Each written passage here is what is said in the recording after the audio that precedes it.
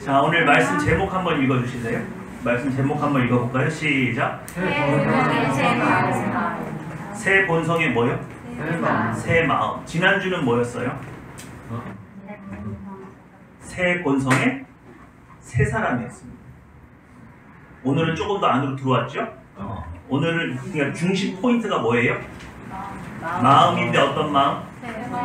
새 마음이에요. 오늘 여러분 예외를 잘 들으시고 오늘 우리가 이 말씀을 잘 받으면 여러분의 인생의 많은 부분의 문제가 정말로 해결이 되고, 그리고 하나님을 사랑하지 못하고 사랑하고 싶었으나 사랑하지 못했던 마음들이 정말로 변화가 되는 그런 일들이 벌어질 겁니다. 믿으시죠? 네, 오늘 한번 좀 잘 집중해서 들어보셨으면 좋겠습니다. 컨트롤 제가 할게요. 자, 우리 할례에 대해서 지금 얘기를 하고 있었죠? 네. 지금까지. 자, 할례는 어디에 행합니까? 남자의 표피. 남자의 표피에 하는데, 구약 시대에는 남자의 표피에 했는데 신약 시대에는 마음에 하는 건가요? 아니라 그랬죠. 어디에 행하는 것이에요? 마음에. 자, 신약 시대에도 어디에 한다고요? 읽어주세요. 신명기 10장 16절입니다. 시작. 그러므로 너희는 마음에 할례를 표하고 다시는 목을 곱게 하지 말라. 할례가 그리스도인임을 표시하는 표식이고 이스라엘 백성을 구별하는 표식이라면, 단순히 그 의미라면 성경은 인친다는 개념이 있어요.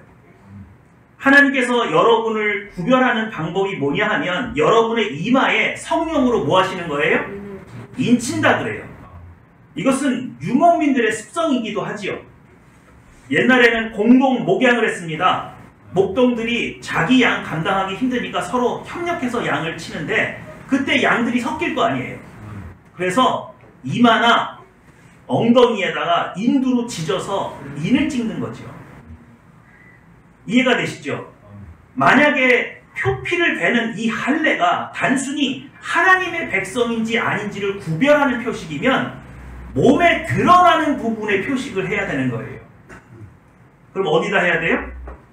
이마에 해야 되죠. 그런데 표피를 벤다는 것은 다른 의미가 있다는 것을 의미합니다. 성경이 신약 시대에만 표피를 베는 것은 마음의 할례를 행하는 것이다, 그렇게 해석하고 있는 것이 아니라 신명기 자체에 어디에?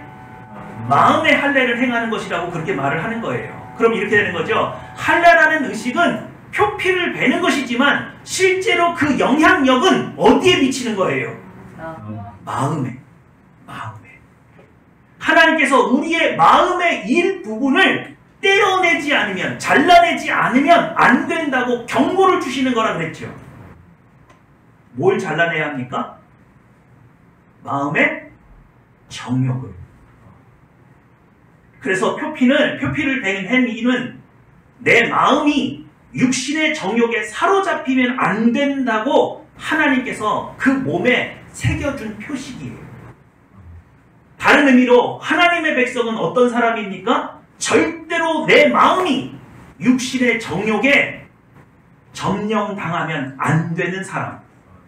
이해가 되시죠? 자, 오늘 6장 3절입니다. 우리 6장 3절 한번 다시 한번 보실까요? 6장 3절 보시겠습니다. 시작.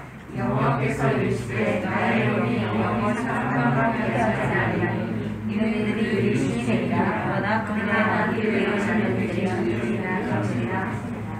하나님께서 사람을 오늘 뭐라고 규정하셨어요? 뭐가 됐대요? 그럼 원래 육신은 아닙니까? 성경이 원래 사람을 뭐라고 규정하고 있어요? 육신이에요? 그럼 우리 육신 없어요? 성경이 사람을 원래 뭐라고 규정하고 있어요? 잘 모르시겠어요? 생명입니다.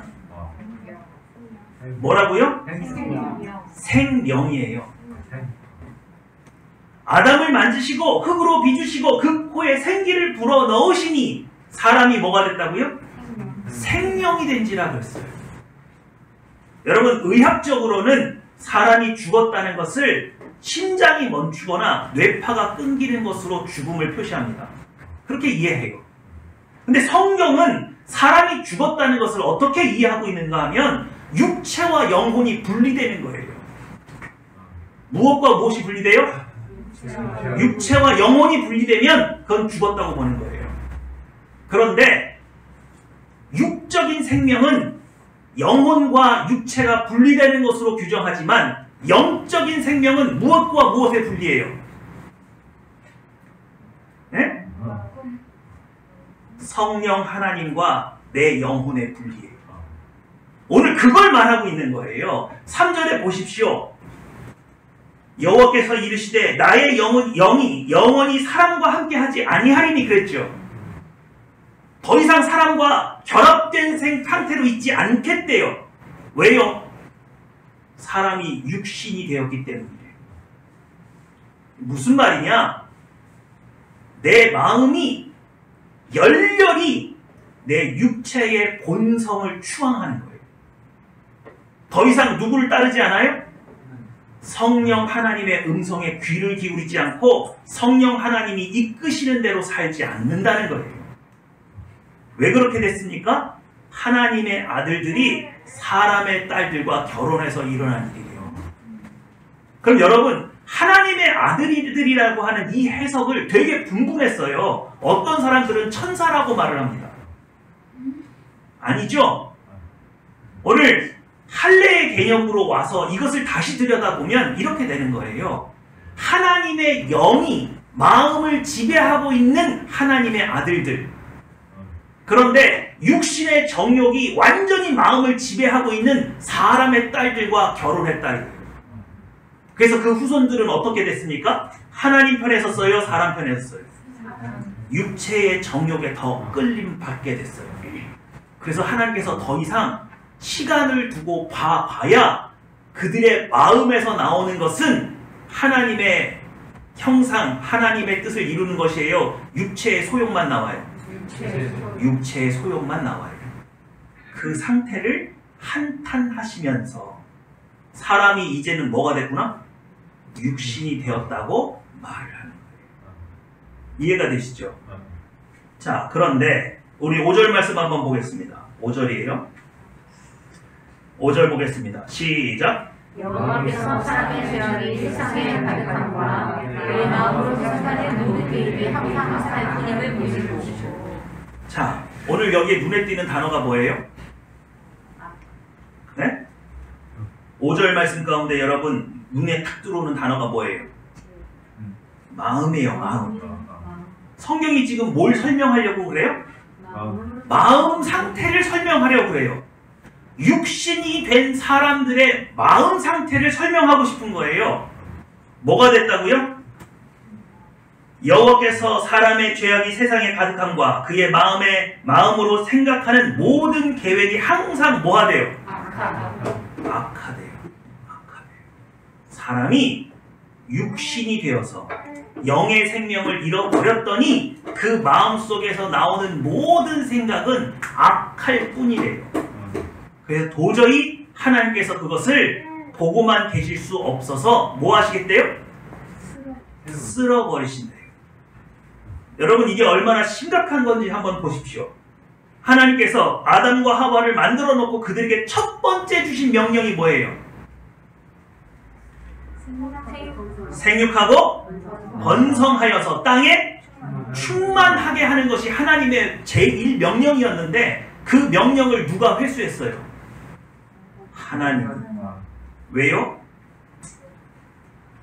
육신된 인생이 지구상에 편만하게 되는 것은 하나님이 원하시는 바가 아니에요. 그래서 뭐 하시겠대요? 쓸어버리시겠대요. 여러분, 할례가 뭡니까? 할례가 뭐예요? 하나님께서 이스라엘 백성에게 할례를 행하도록 명령하셔 놓고 만약에 할례를 받지 않는 자는 어떻게 되겠대요? 무리 중에 끊어지리라. 온 인류가 생육하고 번성해서 가득하게 원하시는 것은 하나님이신데 그것을 끊어버리시겠대요. 다시 한번, 할례는 어디에 행하는 거예요? 마음에, 육체의 정욕을 끊어내버리는 겁니다. 이게 크리스찬의 정체성이에요. 그런데 그것을 끊어내버리지 못하고 이 육체의 정욕에 마음이 잠식당해 있으면 성경은 우리를 뭐라고 구분해요? 육신이라고 구분합니다. 영의 생명이 없는 육신이라고 구분해요. 그러면 하나님은 육신을 대해서 어떻게 행동하십니까? 멸하세요. 끊어버리세요. 그래서 할례는 내가 끊어내버리지 못하면 내가 끊어지는 것이 할례의 본질이에요. 믿으십니까? 노아의 홍수 사건 이후에, 바벨탑 사건 이후에 아브라함을 불러놓고 할례를 행하게 하신 것은 다시는 너희가 무엇이 되면 안 된다? 육신이 되면 안 된다는 하나님의 간곡한 부탁을 몸에 새겨 넣으신 거예요. 그러니 할례는 단순히 하나님의 백성인지 아닌지를 구별하는 것이 아니라 구별된 하나님의 백성에게 반드시 해야 될 요구사항이에요. 믿으시죠? 바로 우리가 그 일을 행해야 됩니다. 여러분, 제가 우리 교인들은 다 아시지만 제가 원래 산에서 돛 닦고 승려가 되려고 했던 사람이잖아요. 근데 교회를 왔는데 교회에 와니까 굉장히 혼란스러운 게 있어요. 뭐냐 하면 방법론이 좀 희한해요, 기독교가. 여러분, 제가 산에서 한 일이 뭐냐면 하루에 8시간씩 참선한 거예요. 8시간씩 참선하는 거 쉬운 거 같으세요? 단전호흡을 하면서 깊은 참선 가운데 들어가서 명상을 하면서 선각의 깨달음을 얻으려고 참선하는 거예요. 불교는 부처가 되는 방법이 단순해요. 깨달음을 얻으면 돼요. 참선을 통해서. 분명하죠? 기독교는요, 성경이 뭐라고 말하냐면 여러분을 구원으로 부르시고 예수 그리스도에까지 자라게 하신대요. 그럼 제가 여쭤볼게요. 여러분이 예수 그리스도까지 자라는 방법이 뭐예요? 어떻게 하면 예수 그리스도까지 자라요? 네? 저한테 방법을 좀 말해보세요. 여러분 예수 그리스도까지 자라야 돼요? 안 자라야 돼요? 자라야 되죠? 그 교회는 이상해. 방법론이 희한해. 없어. 사람들한테 물어요. 뭐 하면 예수님까지 자라요? 여러분 알고 있는 방법, 교회에서 배운 게 뭐예요? 예수님까지 어떻게 자라요? 어떻게 하면 자란대요? 기도하면 된대요? 그럼 기도 많이 한 사람 중에 예수님처럼 안 자란 사람은 뭐예요? 전도를 안 해서 그래요? 성경 공부 안 해서 그렇습니까? 성경 공부 많이 하면 예수님처럼 변해요? 아니잖아요. 이게 도움은 되는 건 맞는데 이게 다가 아닌 거예요. 그럼 교회가 성도를 예수 그리스도까지 자라게 해야 될 목표가 있는데 방법이 없어. 희한한 종교예요. 유교는요, 성현들의 글을 많이 읽어서 마음을 닦으면 된대요. 그게 유교예요. 불교는 선각의 깨달음을 깨달으면 돼요. 기독교는 뭐예요? 어떻게 돼요? 여러분들 교회 몇 년 다니셨어요? 20년 다녔어요? 근데도 모르네? 어떻게 되지? 교회는 희한해. 없어. 딱 부러지게 뭐라고 말을 못해. 왜 그럴까요? 교회가 안 가르쳐서 그래요. 자, 신명기 말씀 다시 한번 읽어보겠습니다. 시작! 내 하나님 여호와께서 내 마음과 내 자손의 마음에 할례를 베푸사 너로 마음을 다하며 뜻을 다하여 내 하나님 여호와를 사랑하게 하사 너로 수용을 얻게 하실 것이며. 여러분, 오늘 신명기 30장 6절의 말씀에서 어떤 힌트를 하나 여러분 얻으셔야 돼요. 교회는 예수 그리스도를 양성하는 곳이에요. 그러니까 여러분이 교회를 오래 다니면 오래 다닐수록 누구 닮아야 돼요? 예수님 닮아야 돼요. 그런데 여러분, 지금 내가 아무리 노력을 해도 예수님 닮은 것 같아요? 안 닮은 것 같아요? 안 닮은 것 같아요. 왜? 뭐가 문제죠? 근데 오늘 본문이 뭐라고 말합니까? 뭐라고 말하고 있어요? 어떻게 하면 된대요? 네. 사랑하게 하사면 내 노력으로 되는 거예요? 하나님께서 그렇게 해주셔야 되는 거예요? 바로 이거예요. 왜 교회가 방법론이 없느냐? 성경은 우리는 내가 죄인이라는 것을 고백했을 때 내 노력으로 거룩한 것에 도달할 수 없다고 고백을 했어요. 그러니까 방법이 우리에게 없어요. 믿으십니까? 그러니까 내가 노력한다고 해서 되는 거예요? 성경 공부 많이 하면 됩니까? 기도 생활 많이 하면 되는 거예요? 아니라는 거예요. 그럼 어떻게 해야 되느냐? 하나님께서 마음을 다하여 뜻을 다하며 내 하나님 여호와를 뭐하게? 사랑하는 뭘 주셔야 돼요? 마음을 주셔야 돼요. 이해가 되세요? 그러니까 우리가 지금까지 방법을 못 찾은 이유는 내 노력으로 되는 일이 아니어서 그런 거예요. 그건 누가 해주셔야 돼요? 하나님께서 해주셔야 돼요. 그러면 우리는 가만히 놀아요? 안 돼? 그럼 뭐 할까요? 뭘 노력해요? 민영 집사님 뭘 해야 돼요? 사랑하는 마음을 얻기 위한 네. 기도와 말씀과 그렇죠. 우리가 할 수 있는 건 그 마음을 내게 뭐 해주세요? 달라고 기도하는 거, 간구하는 데에 노력이 필요한 거예요.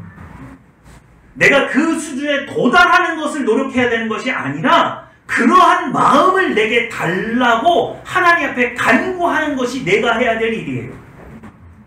이해가 되시죠? 자, 우리 골로새서 2장 11절 말씀만 읽고 지나가겠습니다. 시작. 또 그 안에서 너희가 손으로 하지 아니한 할례를 받았으니 곧 육의 몸을 받는 것이요 그리스도의 할례니라. 오늘 보니까 또 할 일이 하나가 있네요. 그게 뭐죠? 할례는 뭘 하는 거래요?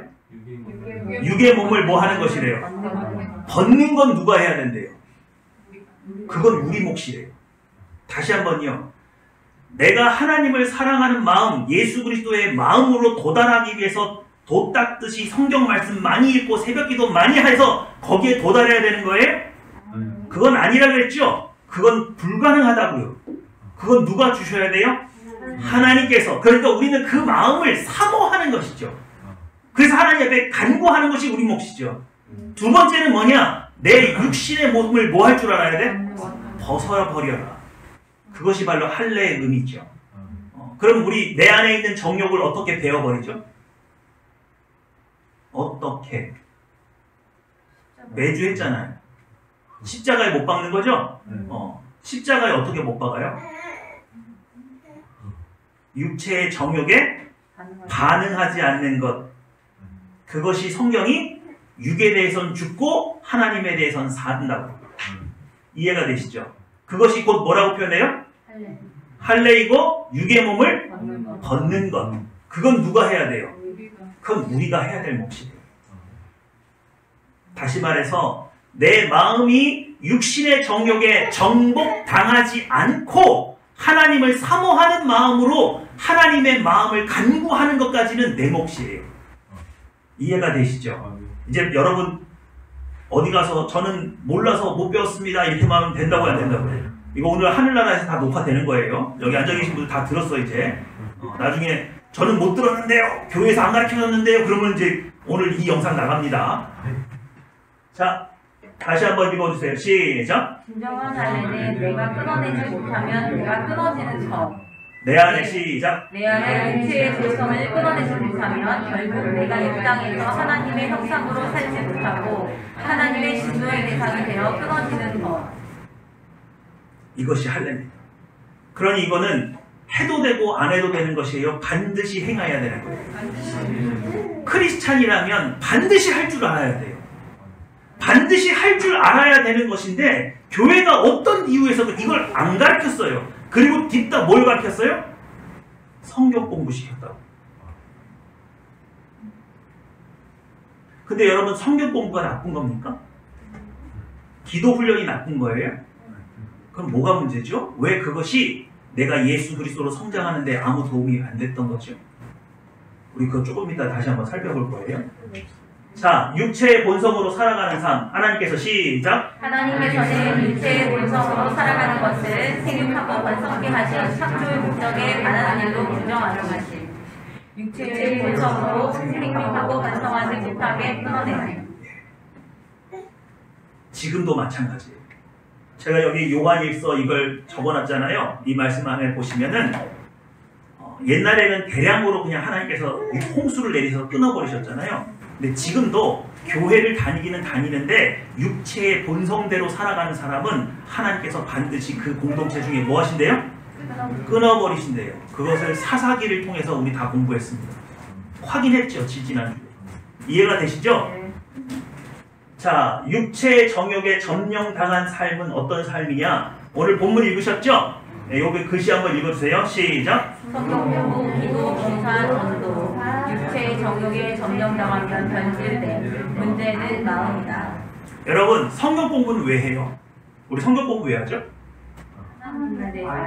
하나님에 대해서 알려고 하죠? 그런데 내 마음이 육체의 본성으로 싹 뒤덮이잖아요. 그러면 그때부터는 하나님을 알려고 하는 게 아니에요. 내 지식을 자랑하기 위해서 하는 거예요. 성도들을 구별하기 위해서 하는 거예요. 나는 열심히 써서 성경 공부하는데 너는 그냥 날라리 신자지. 서로를 구별하기 위해서 하는 거예요.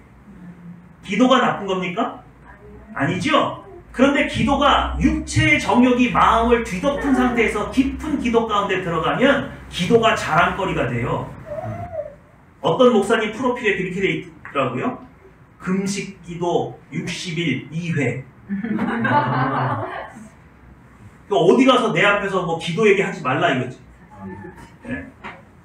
그것이 육체의 본성에 마음이 사로잡혀 있으면 아무리 좋은 것을, 아무리 좋은 봉사, 아무리 좋은 전도를 할지라도 그것은 하나님께 영광 돌리거나 하나님을 더 알아가는 데 쓰여지거나 하나님 앞에 더 가까이 나아가는 데 쓰여지지 않더라 이거예요. 그럼 뭐가 문제죠? 마음이 문제라고요. 성경은 창세기에부터 요한계시록까지 무엇의 변화를 일으켜야 된다고 말을 합니까? 마음이 변해야 된대요. 마음이. 그런데 우리 교회 안에서 이루어지고 있는 모든 성경 공부 프로그램, 모든 프로그램은 마음을 변화시켜요? 머리를 변화시켜요? 머리를 변화시키는 쪽으로 가 있는 거예요. 큰일 났어요. 그러니 그 좋은 프로그램, 양육 프로그램이든 무슨 프로그램 했는데도 불구하고 삶의 변화가 없는 거예요. 태도가 변하지 않는 거예요. 그 중에 몇몇은 마음의 변화를 받아서 달라지는 사람도 개 중에 있기는 있어요. 그러나 그 모든 프로그램이 근본적으로 무엇을 변화시키지 못하니까, 마음을 변화시키지 못하니까 변질되더라 이거예요. 이해가 되십니까? 그러면 오늘 하늘평화교회를 통해서 하나님께서 오늘 하시고자 하는 작업이 뭐예요? 여러분의 뭘 변화시킬 거예요? 마음을 변화시킬 거예요. 그러면 마음이 변화가 되면 그 다음에 성경 공부해야 돼요? 안 해야 돼요? 기도 훈련 해야 돼요? 안 해야 돼요? 봉사해야 돼요? 안 해야 돼요? 전도해야 돼요? 안 해야 돼요? 해야 돼요. 그런데 마음이 변화되지 않은 상태에서 이 모든 것을 하면 결국 나를 드러내는 것으로 변질되고 사람들을 계급 지어둬서 분류하고 멸시하는 도구가 되지 하나님께 영광 돌려주지 못하더라. 이해가 되십니까? 자, 성경은 마음을 어떻게 다스리라고 하는가? 그럼 여러분, 우리는 마음 어떻게 다스려요? 예? 성경 말씀 많이 읽으면 마음이 다스려지나요? 예? 아니에요, 그거? 자, 읽어주세요. 시작. 한국 교회는 십자가라는 원론이 있는데 이를 삶에 적용할 방법이 없다. 십자가는 모든 죄, 저주, 가난, 질병에서 자유케 하셨다. 세상의 모든 이론은 두 가지가 항상 꼭 필요합니다. 원론이 있고 그 다음에 강론이 있어요. 원론이라는 건 뭐냐면 원리, 원칙이에요. 강론은 뭐냐면 그 원리가 실제로 나의 삶 가운데 적용될 때 어떻게 적용될 수 있느냐, 적용편이에요. 이해가 되시죠? 자동차가 굴러갑니다. 키만 꽂으면 가죠? 그건 원론이에요. 그런데 가끔씩 차가 서요. 그럴 때는 어떻게 해야 돼요? 그게 강론이에요. 강론이 없으면 차에 이상이 생겼을 때 고칠 수 있어요? 없어요? 없어요. 이거 원래 기름 넣고 시동만 걸면 가는 건데 왜 안 가지? 이해가 되시죠? 원론과 강론이 분명히 다 알고 있어야 돼요. 우리에게 원론이 있습니다. 어떤 원론이 있느냐? 예수 그리스도의 십자가는 우리를 모든 죄와 저주와 가난과 질병에서 구원하셨다는 거예요. 자유하셨다는 거예요. 그래서 이 원론의 현상이 지금도 나타나요, 안 나타나요? 나타나죠? 병원에서 더 이상 고칠 수 없다고 한 사람들이 하나님 앞에 고침받는 경우 지금도 일어나죠? 그런데 문제는 누구는 고침받았는데 누구는 고침을 안 받아요. 이 차이는 어디서 나느냐고요? 이건 강론이에요. 이해가 되세요? 한국 교회가 뭐는 있는데 뭐는 없어요? 원론은 있는데 강론이 없더라고요. 내가 불교에서 도 닦고 내려와서 이렇게 들여다보니까 강론이 없어. 이상해. 그리고 저마다 강론이 달라. 어떤 사람은 금식 기도하면서 소나무 뿌리 뽑으면 된대. 어떤 사람은 새벽 기도를 쭉 가면 된대. 어떤 사람은 솔로몬의 1000번제를 회상하면서 1000번 이상 그 헌금을 해야 된대. 다 달라. 다 다르다는 건 뭘 뜻하는 건 줄 아세요? 다 모른다는 얘기예요. 자, 그런데 왜 나에게는 안 나타나나? 그러다 왜 방법이 저마다 다르냐? 이것은 뭐가 부재한 것이다? 강론의 부재 때문에 일어난 일이다. 자, 그러면 봅시다. 강론이에요. 원론을 이루는 가장 중요한 핵심은 우리의 십자가는 우리를 모든 죄와 저주와 가난과 질병에서 구원하셨다. 맞죠? 강론의 가장 중요한 말씀은 이거예요. 읽어보겠습니다. 시작. 나는 포도나무요 너희는 가지라. 그가 내 안에 내가 그 안에 거하면 사람이 열매를 많이 맺나니 나를 떠나서는 너희가 아무것도 할 수 없으리라. 이 말씀이 강론의 핵심이에요. 우리가 우리의 삶에서 열매를 맺으려면 어떻게 해야 된대요? 어떻게 해야 된대요? 네? 아니요, 다 읽어놓고 왜 꿀먹은 오늘 꿀 드셨어요? 어떻게 하면 된대요? 포도나무요 가지니까. 포도나무에 뭐가 붙어 있어야 돼요? 가지가 붙어 있어야 열매가 맺힌대요. 믿으시죠? 네. 믿으시죠? 네. 그러면 포도나무는 누구예요? 하나님 예수님이죠? 가지는 누구예요? 우리죠? 근데 어떻게 붙어 있어요? 손이 붙어 있어요? 발이 붙어 있어요?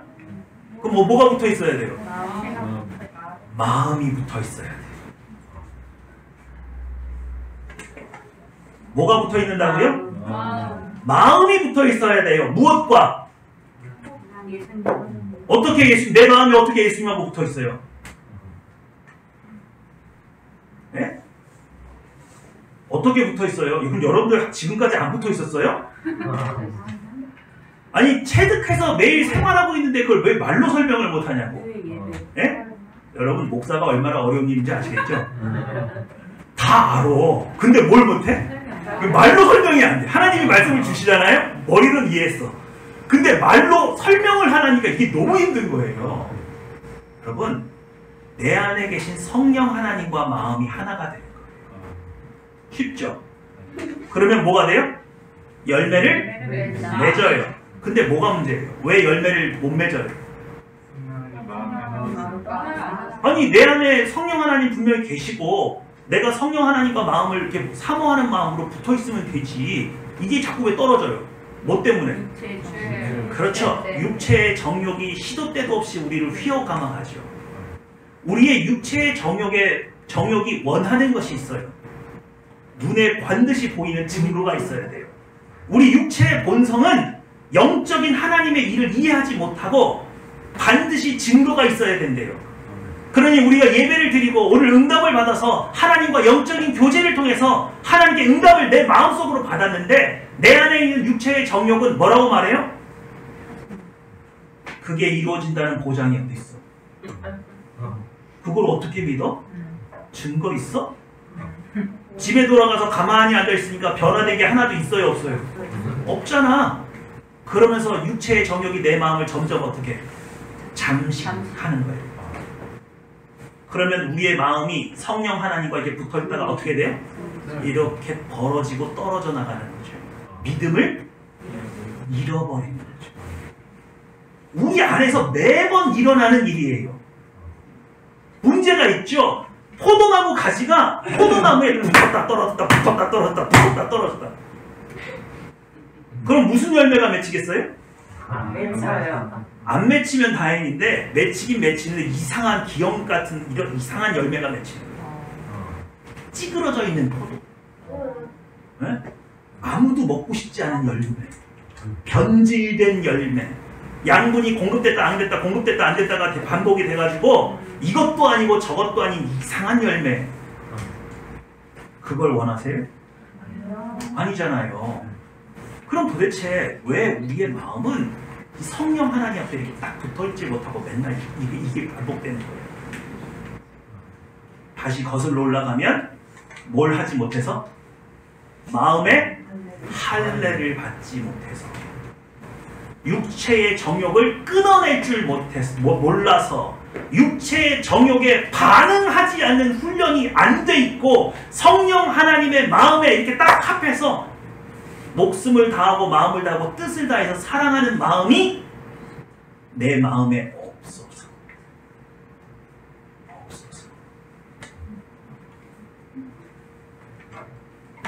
읽어주세요. 시작.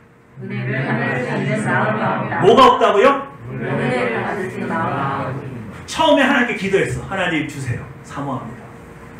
그래서 하나님께서 주시려고 하고 있어. 지금 내 삶 가운데.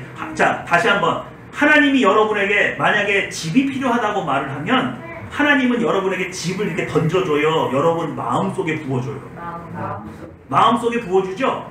근데 그것이 내 마음의 믿음하고 이렇게 딱 접촉이 잘 돼 있어가지고 내가 붙어 있으면 내 삶을 통해서 그게 집으로 나오는 거예요. 현상 세계로 이루어지는 거예요. 근데 그 가운데서 붙었다 떨어졌다 이렇게 되면 어떻게 된다고? 네? 될 듯한데 안 되거나 시간이 엄청 오래 걸리거나. 그죠? 그게 뭐가 문제냐면 은혜를 받을 수 있는 뭐가 없어요? 마음이 없어요. 하나님께서 그것을 이루어 주실 때까지 믿고 기다리고 의지하고 이게 안 돼요. 왜 안 돼요? 왜 안 돼요?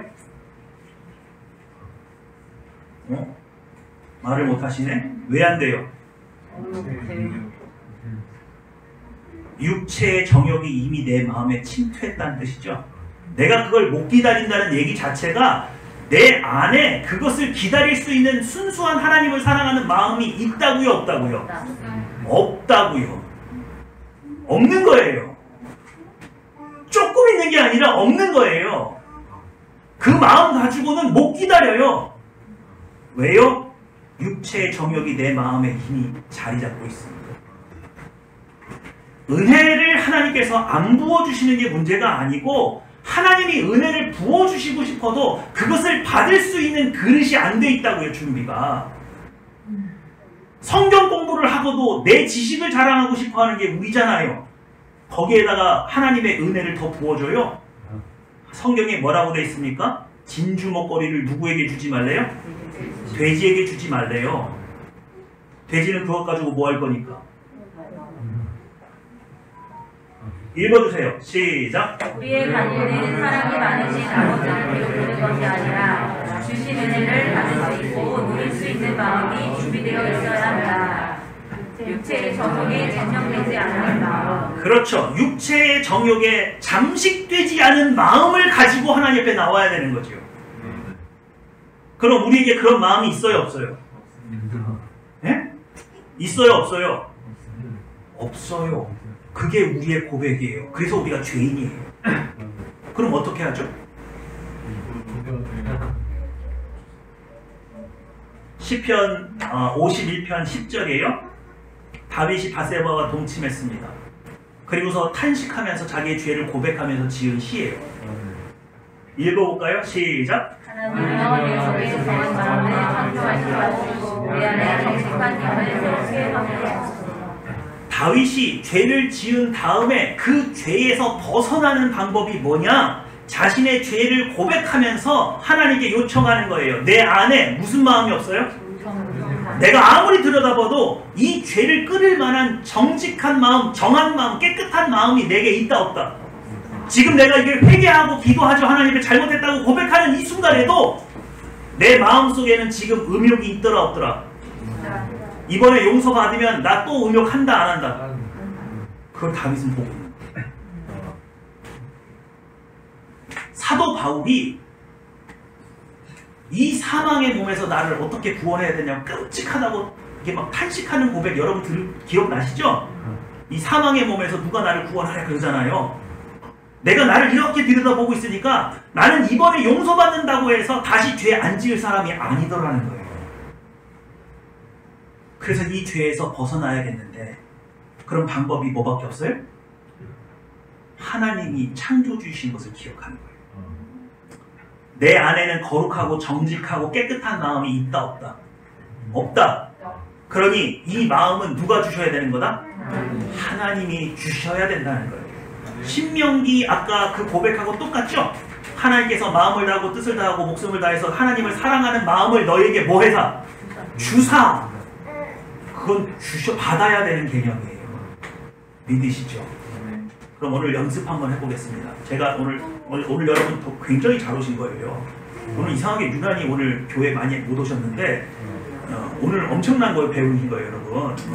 자, 내가 지금 뭐 세속적이긴 한데 집이 필요하다. 하나님께 기도해요. 그죠? 그러면 지금까지 우리의 기도는 목표에 가 있어요. 어디에 가 있다고요? 목표에 가 있어요. 그래서 뭐라고 기도했어요? 집 주세요. 하나님 집 주세요, 집! 근데 하나님이 바보예요? 집이 필요하다는 걸 알아요, 몰라요? 아니에요. 한 번만 구해도 되지요? 네. 근데 하나님 입장에서는 왜 못 줘요? 제가 저도 못 가지니까. 줘도 못 가질 마음 상태가 문제인 거죠. 이거 주고 나면 어떻게 할 거예요? 네? 집 받으면 어떻게 할 건데? 네? 이제 인생의 큰 문제 해결됐으니까 교회 나오겠어요? 안 나오겠어요? 그것 갖고 사람들한테 자랑질 해대겠어요? 안 하겠어요? 그것 가지고 감사하겠어요? 자랑하면서 떵떵거리겠어요? 하나님 못 주시는 거죠? 오늘 우리가 이 강론을 받아들이면 우리의 기도는 목표에 가 있는 게 아니라 과정에 와 있는 거예요. 그럼 내가 뭐라고 기도해야 돼요 이제? 하나님 목표에 가 있는 기도는 이거죠. 하나님 집을 주시옵소서. 주시옵소서. 금식 기도하면 나 안 주면 죽어버릴 거야. 뭐 그러면서 막 에? 그래 네 아들 죽나 내 아들 죽나 보자. 뭐 그러면서 막 목표에 가 있는 거죠. 과정에 있으면 뭐라고 기도해야 돼요? 아니, 지금까지 배웠잖아. 마음을 주세요. 무슨 마음? 집을 받을 수 있는 마음을 주세요.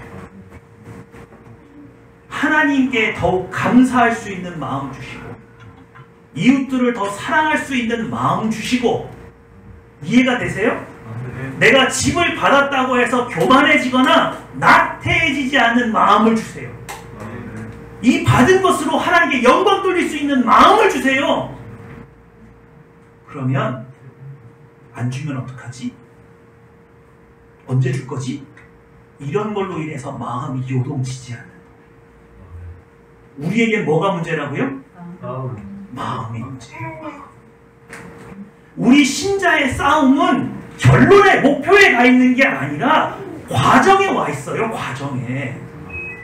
그런데 이 싸움을 안 하는 거죠.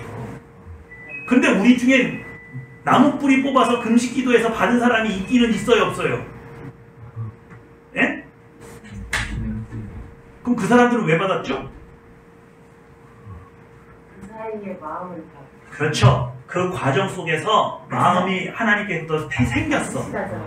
근데 문제는 그 마음이 오래 가요? 짧게 가요? 짧게 가더라. 그래서 말년이 안 좋은 거예요. 받은 이후가 나빠지는 거예요. 더.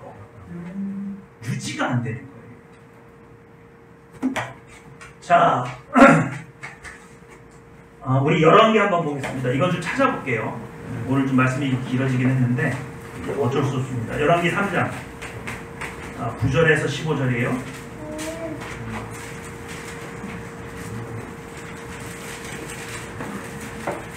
열왕기 3장 9절에서 15절. 다 찾으셨죠? 네.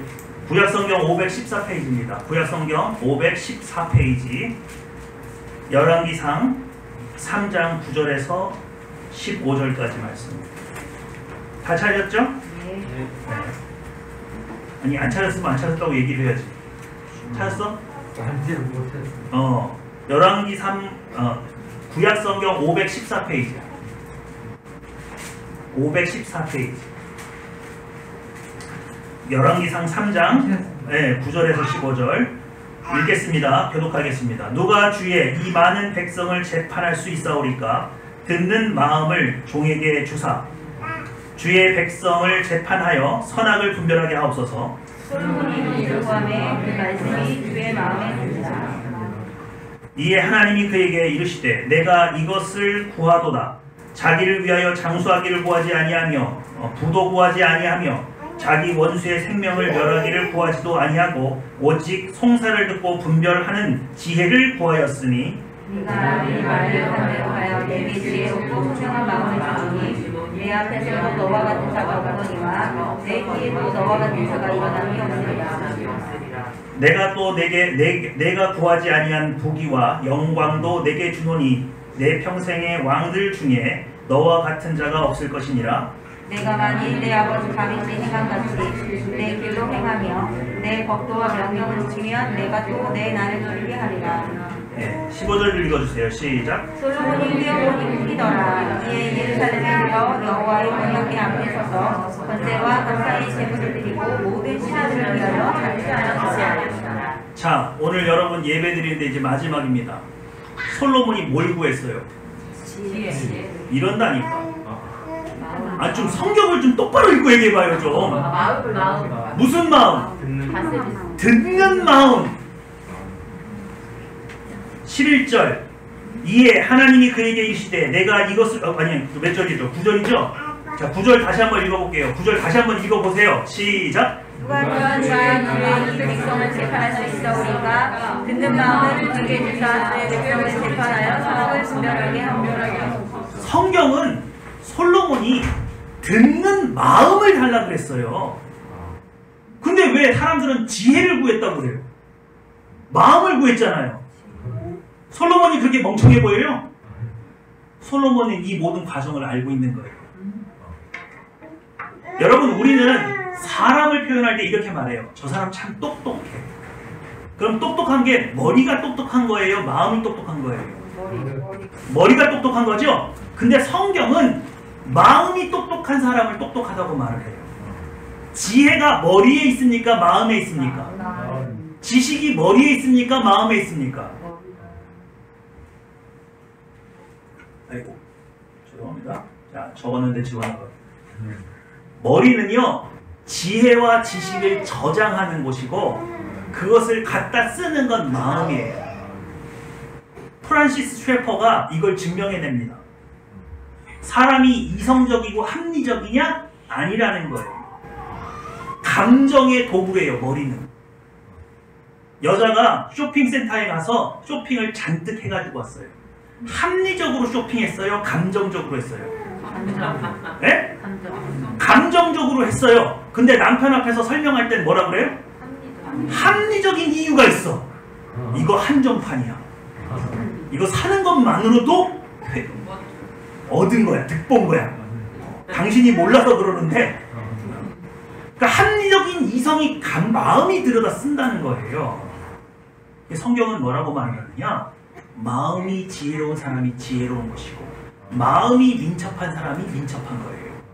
그래서 오늘 성경이 뭐라고 합니까? 11절 시작. 이에 하나님이 그에게 이르시되 네가 이것을 구하노나 자기를 위하여 장수하기를 구하지 아니하며 부도 구하지 아니하며 자기 원수의 생명을 멸하기를 구하지 아니하고 오직 송사를 듣고 분별하는 지혜를 구하였으니. 여기도 지혜라고 돼 있죠?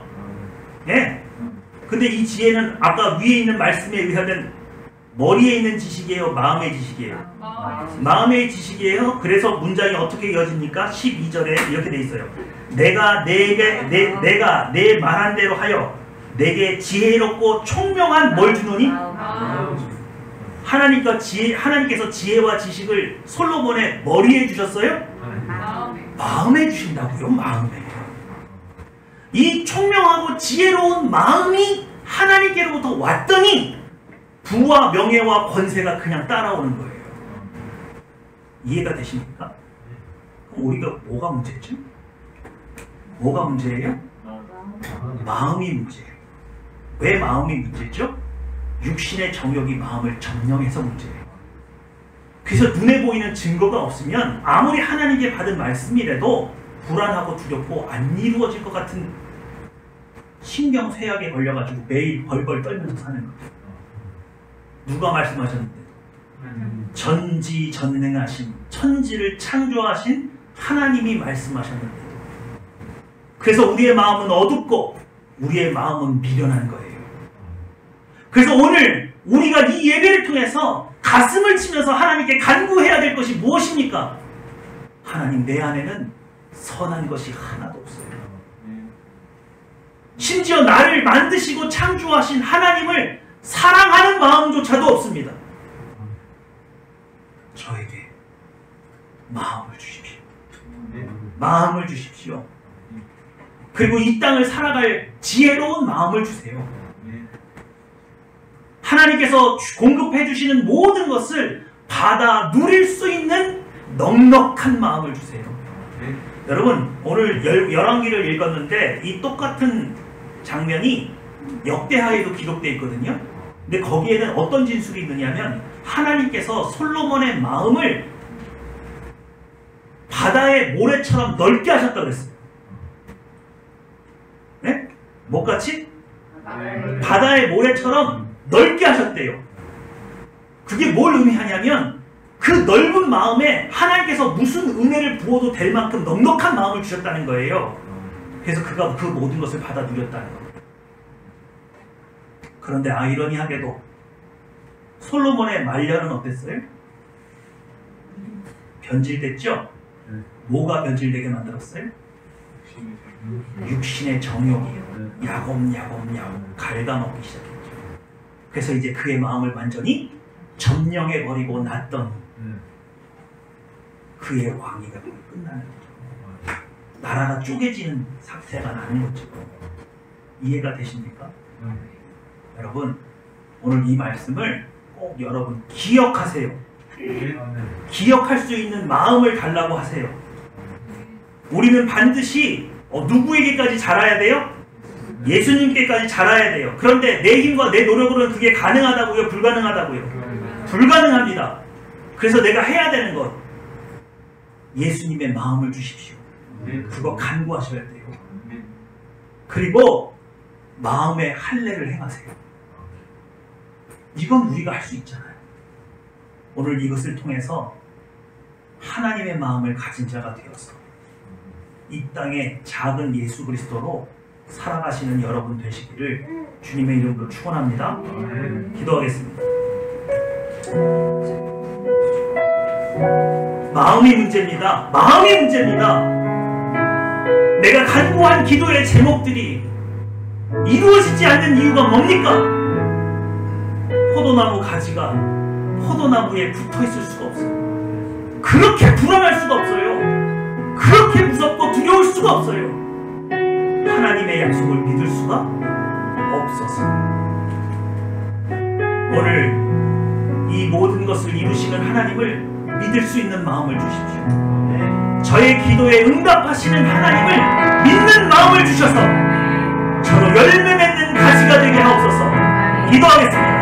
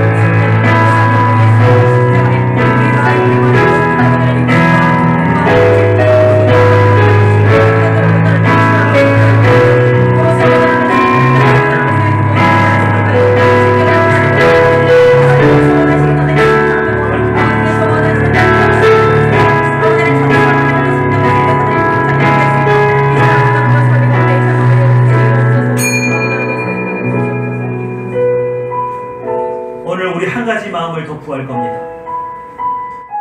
많은 크리스찬들이 세상을 두려워합니다. 그런데 우리 안에 마음의 할례를 행한 이 마음은 내 마음에 있는 육체의 정욕을 이길 뿐 아니라 세상을 이깁니다. 세상에 아무리 위대한 자가 내 앞에 나타나도 그에게 지지 않는 마음이 있어요. 우리의 마음은 꺾을 수도 없고 끊을 수도 없는 마음입니다. 그래서 세상이 우리를 이길 수가 없어요. 그런데 어느 순간 한국 교회에서 이 마음이 사라져버립니다.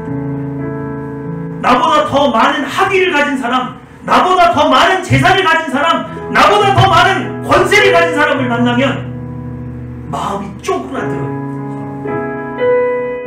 왜 우리에게 다윗과 같은 마음이 없습니까? 왜 세상이 우리를 두려워하지 않고 우리가 세상을 두려워합니까? 오늘 하나님 앞에 이 마음 주십시오. 세상을 이기는 마음 주십시오. 세상을 압도하는 마음 주십시오. 그 어떤 권세자 앞에서도 나는 하나님을 섬기는 자이기 때문에 굴하지 않는 마음을 주십시오. 오늘 이 마음을 구하기 원합니다. 기도하겠습니다.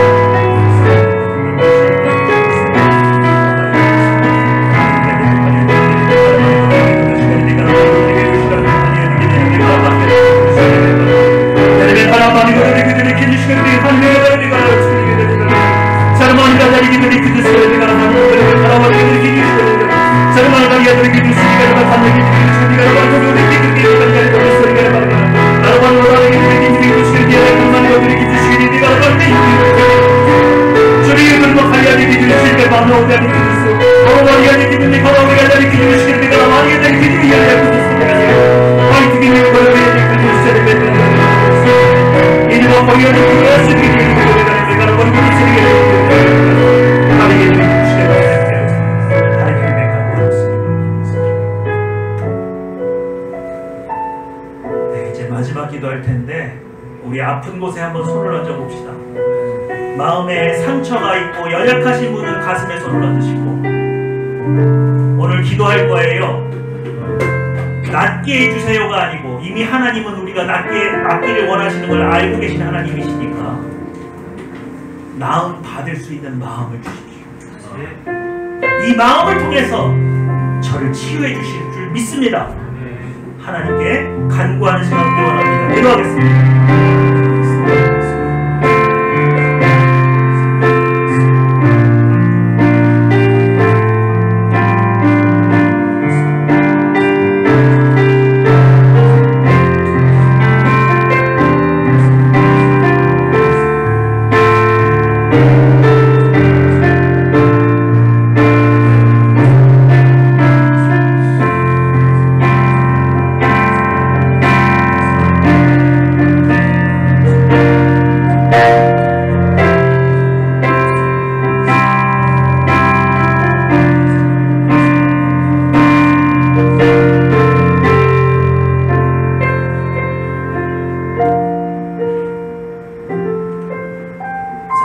충만하신 아버지 하나님, 오늘 다윗 왕의 마음속에 정한 마음을 창조하시고 정직하게 새롭게 하여 주신 것처럼 오늘 우리의 마음속에 하나님을 사랑하는 마음 창조하여 주시옵소서. 그 마음이 우리로 하여금 목숨을 다하고 마음을 다하고 뜻을 다하여서 하나님을 사랑하게 하는 줄 믿습니다. 또한 이웃을 사랑하는 마음을 아버지께서 우리에게 부어주심으로 하늘평화교회가 내 이웃을 내 몸과 같이 사랑하는 교회가 되는 줄 믿습니다. 오직 우리 가운데에서 이 마음을 구하는 이 기도가 끊이지 않게 하여 주사 늘 주님께 붙어 있어서 열매 맺는 가지가 되게 하여 주시옵소서. 감사 기도드리며 내 주 예수님의 이름으로 기도했습니다. 아멘.